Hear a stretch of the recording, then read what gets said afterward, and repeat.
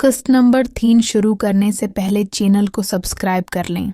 शादी के 6 माह बाद जिंदगी एक नई रंगत ले चुकी थी। आरहान और सारा अब मुकम्मल तौर पर एक दूसरे के हो चुके थे। सारा का पीठ अब खूबसूरत तौर पर अभरा हुआ था। 7 माह का बच्चा उनकी मोहब्बत की जिंदा निशानी बनकर अंदर धड़क रहा था हर रात।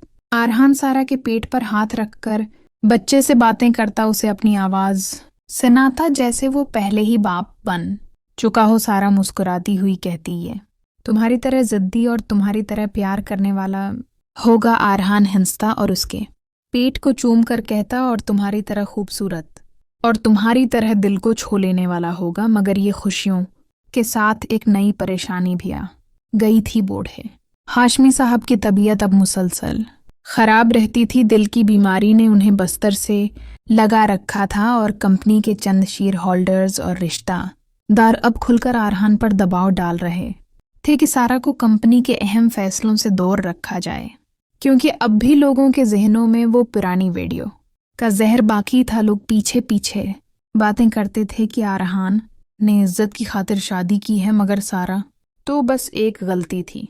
आरहान इन सबको सख्ती से जवाब देता कि सारा मेरी बीवी है, मेरी जिंदगी है, मेरी पार्टनर है, जो चाहे सोचे। मगर एक दिन अचानक सबसे बड़ा तूफान आया। नादिया जेल से रहा होकर बाहर आ गई थी। उसने अपनी सजा पूरी कर ली थी और अब वो चुपके चुपके आरहान की जिंदगी में दोबारा दाखिल होने की कोशिश कर रही थी। उसने एक जाली अकाउंट से सारा को मैसेजेस भेजने शुरू कर दिए थे कि आरहान तुम्हारे बगैर नहीं रह सकता, वो मेरा है, तुम बस एक वक्ती शौक थी तुम्हारे बगैर, वो रातों को मेरा नाम लेता है। सारा ने पहले तो इन मैसेजेस को नज़रअंदाज किया, मगर जब इनमें पुरानी तस्वीरें आने लगें जो सिर्फ आरहान के प्राइवेट फ़ोन में थीं और जो नादिया के पास कभी नहीं होनी चाहिए थी, तो सारा का दिल डूबने लगा। वो रात को आरहान से चिमट कर रोई और सारा वाकया बता दिया। आरहान गुस्से से कांप उठा, उसका चेहरा लाल हो गया। उसने फौरन नादिया का मौजूदा पता लगवाया और उसे एक खाली गोदाम में बुलाया जहां कोई गवाह ना हो। नादिया आई मुस्कुराती हुई, जैसे कुछ हो ही नहीं सकता। आरहान ने उसे देखते ही कहा, तुमने मेरी जिंदगी तबाह करने की आखिरी कोशिश की है, अब बस करो। नादिया ने हंसते हुए कहा, तुम मुझे कभी भूल नहीं सकते आरहान, तुम्हारा जिस्म अब भी मुझे याद है, तुम्हारी वो रातें, तुम्हारे वो बोसे, सब कुछ मुझे याद है। मगर आरहान ने ठंडे लहजे में कहा, तुम्हारे लिए मेरी जिंदगी में कोई जगह नहीं रही और ना कभी होगी। तुम बस एक माजी हो जो अब दफन हो चुका है। अगर तुमने एक बार भी सारा या मेरे बच्चे के करीब आने की कोशिश की तो मैं तुम्हें ऐसा तबाह करूंगा कि तुम्हारी जिंदगी का कोई टुकड़ा भी न बचे। नादिया का चेहरा खौफ से सफ़ेद पड़ गया। वो कांपती हुई चली गई, मगर उसके दिल में नफरत की आग अब भी सुलग रही थी। उसने एक आखिरी खतरनाक चाल चली।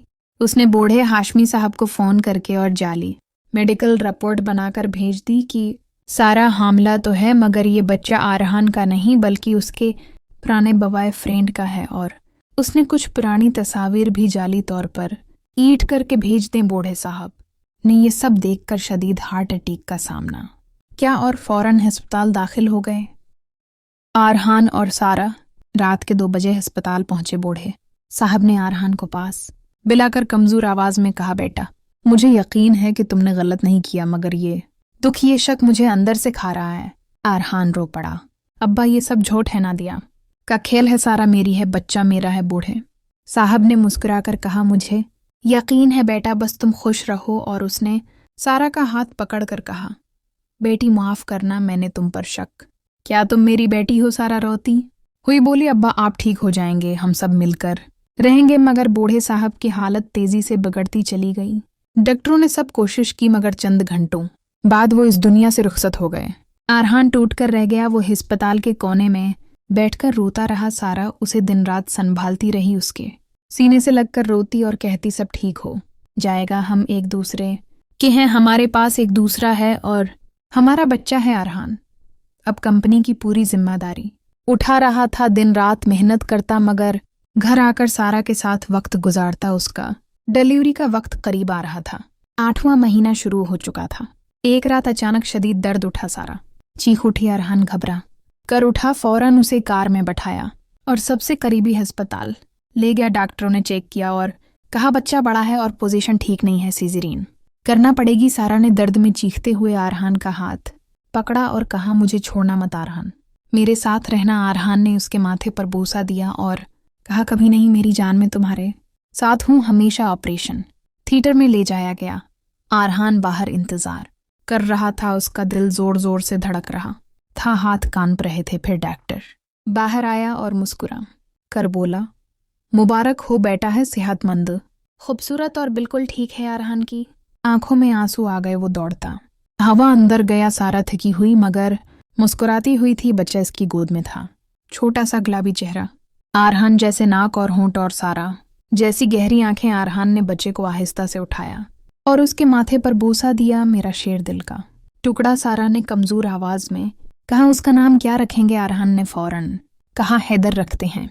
अब्बा की याद में सारा ने सर हिलाया और खुशी से रो पड़ी। अब घर में नई रौनक आ गई थी। हैदर की हंसी की आवाज से घर गूंज उठता। आरहान और सारा रातों को बारी बारी बच्चे को दूध पिलाते, उसे सहलाते, उसकी देखभाल करते, मगर उनकी मोहब्बत कम न हुई। एक रात जब हैदर गहरी नींद सो गया तो आरहान ने सारा को आहिस्ता से गले लगाया और कहा तुमने मुझे मुकम्मल कर दिया सारा, तुम मां बनकर और भी खूबसूरत हो गई हो। सारा शर्मा कर मुस्कुराई और उसे बोसा दे दिया। फिर वो दोनों आहिस्ता से बस्तर पर गिरे। आरहान ने सारा के कपड़े नरमी से उतारे, इसके जिस्म को जो अब मां बनने के बाद और भी नर्म और दलक्ष हो गया था। आरहान ने उसे प्यार से चाहा, आहिस्ता आहिस्ता मगर गहराई से, जैसे पहली बार की तरह। सारा ने उसकी पीठ पर नाखन हल्के से गाढ़े और सरगोशी की। आरहान तुम्हारे बगैर मैं नहीं रह सकती, आरहान ने जवाब दिया, और न मैं तुम्हारे बगैर। हम अब एक हैं, आग और पानी अब भी एक दूसरे को भड़का रहे हैं, मगर अब हमारे दरमियान एक बच्चा है जो हमारी मोहब्बत का फल है। जिंदगी अब सुकून, खुशी और जिम्मेदारियों से भरी थी। आरहान कंपनी को नई बुलंदियों पर ले जा रहा था। सारा घर और बच्चे की देखभाल के साथ साथ कंपनी के कुछ काम भी संभाल रही थी, मगर रात होते ही वो एक दूसरे के लिए वापस वही शदीद जज्बाती और जिस्मानी जोड़े बन जाते थे। मगर आरहान जानता था कि दुनिया में हमेशा कोई ना कोई तूफान आता रहता है। नादिया जैसे लोग कभी मुकम्मल तौर पर ख़त्म नहीं होते, मगर अब वो तैयार था क्योंकि उसके पास सारा थी, हैदर था, और ये तीनों मिलकर किसी भी आंधी तूफान का मुकाबला करने के लिए काफ़ी थे। उनकी मोहब्बत अब आग और पानी से भी आगे निकल चुकी थी। अब ये एक मुकम्मल ख़ानदान की शक्ल अख्तियार कर चुकी थी जो कभी नहीं टूट सकता था।